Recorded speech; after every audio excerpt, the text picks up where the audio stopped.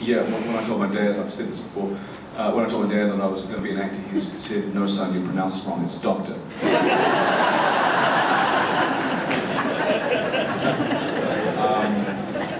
Doctor now.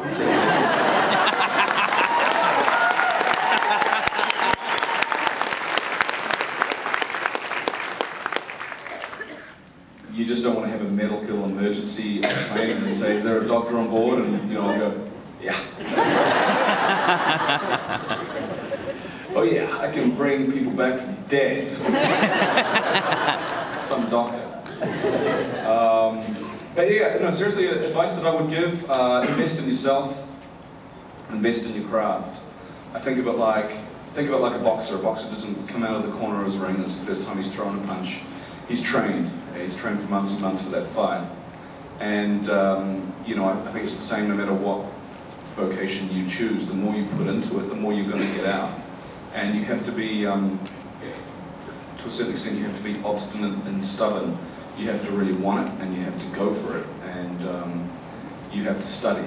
You have to constantly learn, I think, and evolve and improve your skill set. The more skills you have, the better equipped you are going to be to handle any opportunity that comes up.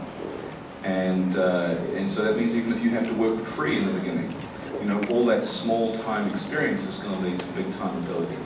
So my advice would just go for it. Thank you. Hello, it's nice to meet you. Hey, good to meet you. How was it working on such a massive movie like Lord of the Rings? Oh, it was so boring. It was incredible. It really was. In the car on the way today, I was talking with Casey, and we were talking about Lord of the Rings, and I remembered something quite fondly of shooting the scene where Aragorn, Legolas, and Gimli is surrounded by Éomer and his horses, and Peter Jackson kind of paid me this really cool compliment. We shot it a couple of times, and then we all went back into where the monitors were, as Viggo Mortensen, myself, and Orlando Bloom. And he sort of turned around to us and went, "Okay, we're on the verge of greatness." Which I loved. We haven't attained greatness, we're on the verge. And just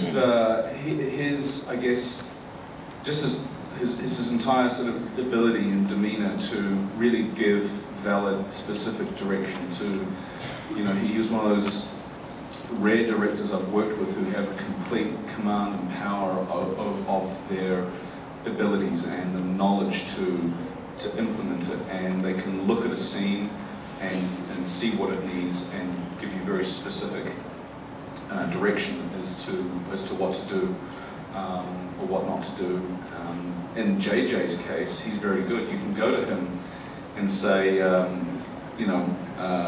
okay, in this scene, I feel like my character is speaking in metaphors, like every line is a metaphor. We should cut one out so it's just not so much. But his response to that is, "Oh my God, that's genius." So his response to that was to give a line to Kirk saying, "Would you stop speaking in metaphors?" So he points it out. And by doing so, he makes it funny, and he turns what could be potentially an Achilles heel of a scene into a strength. And that's a very rare and unique commodity. And I really kind of think that, JJ and Peter, are cut off the same cloth. I cannot wait to see what he does with Star Wars.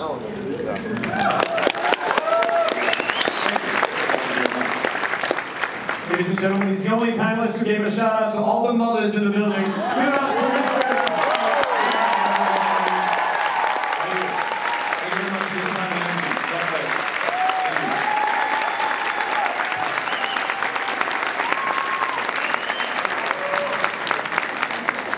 And with that, Karl Urban has left the building.